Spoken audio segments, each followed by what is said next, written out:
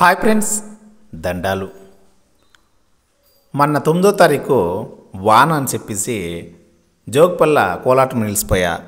ఇంకా ఆ పొద్దు నైట్ ఈడే ఉండేసి పొద్దున్నే బుక్స్ అందరం ఇంకా మన టర్కు నాగరాజన్న, బుక్స్ అందరం లక్ష్మీపతన్న, గంగాపురం జయరామన్న, బుక్స్ అందరం బుజ్జి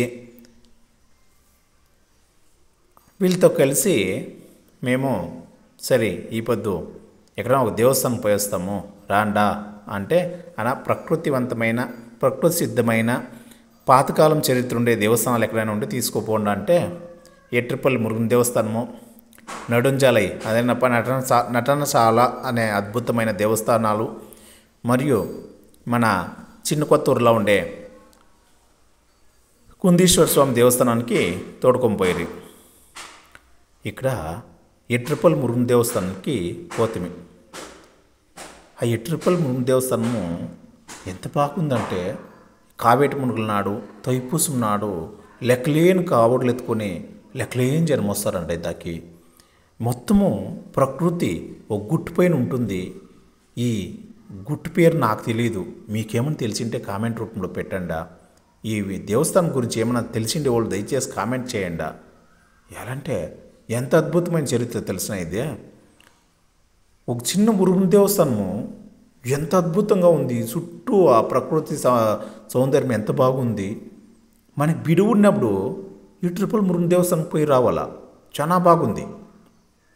బిడ్డాపప్పులు దొరకపోయి ఇట్లా ప్రకృతి సిద్ధంగా ఉండే దేవస్థానాల్లో మన ఇంట్లో చిత్రాన్నమో అన్నం ముద్దులో చేసి బాక్స్లో వేసుకొని పోయి ఆ జాగాలో కూకొని తినేసి వస్తే అట్లా జాగాలను బిడ్డలకు చూపిస్తే ఎంత బాగుంటుందో, చాలా బాగుంటుంది. ఎక్కడా లేదు, దూరమేం లేదు. మన కృష్ణగిరి జిల్లా యాపన్పల్లి, అదే మన అంకుశగిరి తిమ్మరాయ స్వామి దేవస్థానము, తిరగా అనసగిరి కొత్తూరు అంటారు కదా, ఆడ తిరగా ఆవులనాథం బసవేశ్వర స్వామి దేవస్థానం దాటుకొని యాపన్పల్లి దగ్గర పోతే మనకి ఈ దేవస్థానాలు వస్తాయి. చాలా బాగుంటాయి. చూడండి, ఆ బండ ఆడొక రాయి ఉంది చూడండి, పుడుగోకుతరా ఉంటుంది. దానిపైన ఆ రాళ్ళు నిలిపిండారు. యా మహానుభావుడు ఎక్కి రాళ్ళు నిలిపినో తెలియదు. అది ఎవరు ఎక్కేకైతుందో ఎక్కేకయ్యాలదో దానికి మెట్లు కూడా లేదు. ఎంత బాగుంది చూసేదానికి. చుట్టూ అడవి, అక్కడక్కడ నెమ్ములు కూతులు వినబడతా ఉంటాయి. పచ్చగా ఉంది. ఇట్లా మే నెల యాసకాలం అంటే ఎట్లుండాలా స్వామి, ఎంత పచ్చగా ఉందో చూసేదానికి. నేనేం మీకు కెమెరాల రకరకాల డిజైన్లు అంతా ఏం చూపిస్తా లేదు, ఉన్నింది ఉన్నట్లే పెడతాను. నా కెమెరా అట్లే, నా మొబైల్ కెపాసిటీ ఇంతేనప్ప, ఉన్నింది ఉన్నట్లే చూపించేదే నా అలవాటు. ఏమైనా చాలా బాగుండే. లక్ష్మీపతన్ గారిని చాలాసార్లు నేను చెప్పుకుంటాను, నాన్న చాలా మంచి పని చేస్తున్నా, నాకు జీవితంలోనే ఒక మంచి దేవస్థానం చూపిస్తావు నువ్వు అని చెప్పేసి. ఇంకా సరే ఇదేం సత్యమో దీంట్లో మీకు సత్యం చెప్తాం రాండా అనేసి నాగరాజన్న ఆ టైంకి మాట చెప్పా. ఏమంటే గనా సార్ ఇతావా ఒక స్వాములు ఈడొక బండ దిగువ జీవ సమాధి అయిండారు, దిగువ పోలా చూపిస్తాం మీకు. ఆ బండ చూడండి, ఆ ఎదురులా కనబడుతుంది సీట్లు ఇల్లు, ఆ తావ జీవ సమాధి అయిండారు. మీకేమైనా ఆ స్వాముల పేరు తెలిసింటే కామెంట్ చేయండి. నాకైతే తెలియదు, నాకు ఈ ఊరంతా కొత్తే. చూడండి, ఇతావ బండారు బస్సు అంతా పారాడుతూ ఉంటాయి. ఎంత బాగుందో. ఈడ గవి ఉందంట, లోపల చూపించరే చూడండి. ఈడ ఆ కాలంలో స్వాములు వచ్చి ఈడే ఉండి జపం పట్టుకొని ఉండి చూడు ఈ జాగాలో జీవ సమాధి అయిండారు. ఆ స్వాములకి ప్రతి పౌర్ణమ మాసనాడు పూజ చేసుకుపోతారు. ఇంకా ఈ దేవస్థానం లోపల అద్భుతమైన గవి ఉంది చూడండి. కుడిచేపకు వాకిలి, ఆ పక్క పోటా దగ్గర చిన్న వాకిలి ఉంది. దాని లోపలికి పోతే ఈ బండ లోపల సుమారు ఒక 500 జనం కూకున్నట్ల జాగా ఉందంట. అంటే మనకి కోలార్ జిల్లాలో కైలాసగిరి పర్వతంలో ఆ కొండను తురిబీడ్చి లోపల దేవస్థానం బల బాగా చేసిన చూడండి. ఆ తర పూర్వకాలంలోనే ప్రకృతి సిద్ధంగానే ఈత చూడండి, ఈ కొండ లోపల ఉందంట. ఈ బండ చూడండి, యాపక్కడిని ఇంకా యాపక్క గంట ఉందో దాని లోపల కూకునేదాన్ని కూడా అంతే బాగా బయలు ఉందంట. మనమంతా ఇట్లా జాగాలు పోయి చూడాలప్ప. మన ప్రాంతంలోనే, మన సూళగిరి తాలూకాను యాపన్పల్లి ప్రాంతంలోనే ఇంత అద్భుతమైన దేవాలయాలు ఉన్నాయంటే నిజంగా ప్రకృతి సిద్ధంగా ఏర్పడే దేవస్థానాలు అంటే చాలా బాగుంటాయి. మనం చూడాల్సింది నిజమైన ప్రకృతి సంపద ఇదే. దూరం కూడా నున్నగా ఉండాలనుకుని ఎడవపోయి ఏమేమో చూస్తాము, కానీ ఈడే ఉండే నిజమైన సత్యాలని మనం చూసేయలేకుండా పోతాము.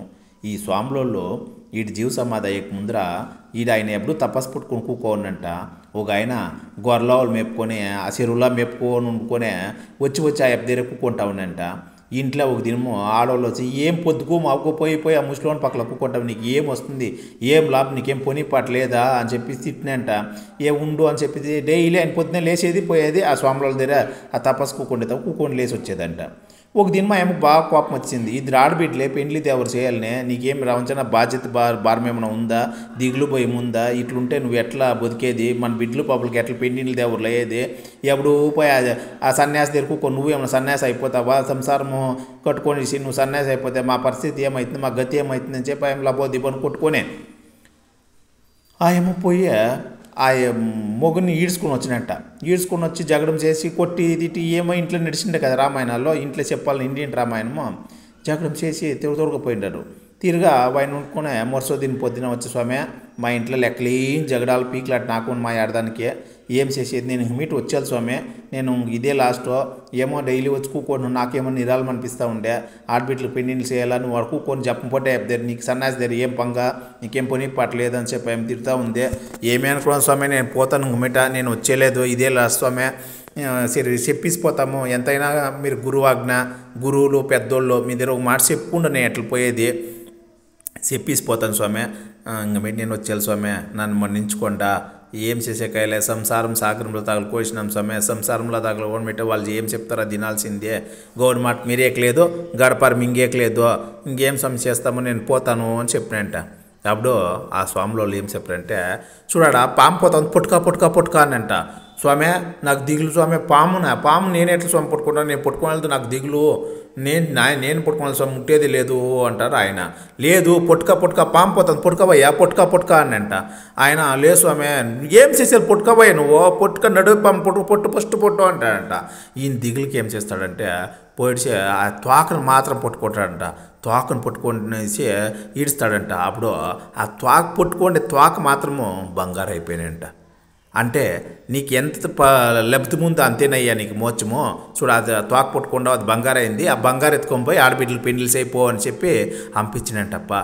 ఇది ఈ ప్రాంతంలో కథలుగా చెప్పుకునే స్వాముల వారి మాట. అంత అద్భుతమైన దేవాలయము, అంత అద్భుతమైన స్వాములు జీవ సమాధి అయింది జాగా ఈ జాగా. ఇంకొకటి ఈ మురుని దేవస్థానానికి వస్తే మరికుండా గంట కొట్టేది ఒక అద్భుతమైన సంప్రదాయము. మురుని దేవస్థానమే కాదు, మా ఊర్లో దేవస్థానం పోతే కూడా ముందుగా మీరు పోవాల్సిన పని గంట కొట్టాల. గంట కొడితే గంట శబ్దం ఎంత దూరం వినబడుతుందో అంత దూరంలో అందరికీ జ్ఞానోదయం అవుతుంది. అందరికీ ఒక మంచి పనికి పూనుకునేటప్పుడు గంట వినబడినంటే అమ్మయ్య ఆంజనేయ స్వామి దేవస్థానంలో గంట కొడతా ఉండారప్ప, ఏమన్నా పోయిన బాగా అవుతుందని చెప్పి సంతోషంగా ముందుకు పోతారప్ప.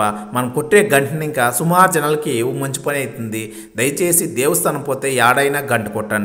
వాళ్ళ మనసులో ఏమో అనుకొని మొక్కుతూ ఉంటారు, అదే టైంకి మీరు గంట కొట్టారంటే అమ్మయ్య స్వామయ్య పని అనుకుందే సాధించేస్తుంది, దేవుడు ఒప్పుకొనిసా అని చెప్పి నమ్ముకుంటారు. మీకు ఆ గంట కొట్టే జ్ఞానం కూడా దేవుడే పుట్టిస్తారు. కాబట్టి దేవుని మాట నమ్మి మీరు దేవస్థానంలో మీరు గంట కొట్టండి, బిడ్డల చేత గంట కొట్టిపోయండి. దేవస్థానం పోతే గంట కంపల్సరీ కొట్టాలప్ప. కొట్టే అద్భుతమైన సంప్రదాయము మన ప్రాంతంలో ఉండాది. మన అన్ని దేవస్థానంలో కూడా గంటలు ఉన్నాయి. ఆ పాత సంప్రదాయాన్ని తీసుకోరండా. దయచేసి శనిమల పూలు దేవస్థానం పెట్టండా. కొన్ని దేవస్థానంలో టెంకాయలు కొట్టే కిడిచేయలేదు, మీరే ఒక రెండు రాళ్ళు పెట్టి ఆడే పూజ చేసుకొని కాయ కొట్టి ఆ టెంకాయ నీళ్ళు తీర్థం తీసుకోండా, తులసాగేసిన తీర్థం తీసుకోండా, అవంతా చేయండా. మన సంప్రదాయాన్ని మనమే కాపాడాలి. మన సంప్రదాయాన్ని మనం చేసి ఏవో సంప్రదాయాలు మనమేం తీసుకునేది. కొన్ని దేవస్థానాల్లో తీర్థం కూడా నీళ్ళు ఇస్తూ ఉంటారు. ఇవాళ టెంకాయ నీళ్ళ ఏం స్వామి, ఆ టెంకాయ మేము చెప్తాను నారికేయలము అంటారు, టెంకాయని వచ్చి కల్పవృక్షం అంటారు. ఎంత అద్భుతం తెలుసు టెంకాయ అనేది. ఆ టెంకాయ నీళ్ళని కూడా మనం తీర్థంగా ఇస్తలేదు. దయచేసి టెంకాయ నీళ్ళు తీర్థం ఇవ్వండి. దేవస్థానంలో మంచి సంప్రదాయం అంటే గంట కొట్టి ఆ దేవస్థానం ప్రదక్షిణ చేసుకొచ్చేది, ఒకరని చెప్పి నిరామంగా కూకొని లేసిపోయేది, ఏం నడిచిందో చరిత్ర తెలుసుకునేది. ఇది మన సంప్రదాయము, మన పెద్దల మాట ఎద్దుముట అంటారు. ఈ పెద్దోళ్ళ మాట అంతా వింటే మన జీవితంలో పైనకి వస్తాము. నన్ను ఈ దేవస్థానానికి ఎట్రపల్లి ముందు దేవస్థానం తోడుకొచ్చిండే ఈ పెద్దలందరికీ మా పేరున హృదయపూర్వక ధన్యవాదాలు. మన గంగాపురము జయరమణ గారికి ప్రత్యేకమైన ధన్యవాదాలు తెలియజేసుకోవాలా. వాళ్ళు ఏంటంటే పాతకాలం వల్ల అయితే కూడా మాకు కూడా కలిసిపోయి మేము అన్ని దేవస్థానాలు మాకు చూపించాలా, అన్ని జాగాలు మేము చెప్పాలని వాళ్ళు తెలిసిన నిజాలంతా మాకు చెప్తూ ఉంటారు.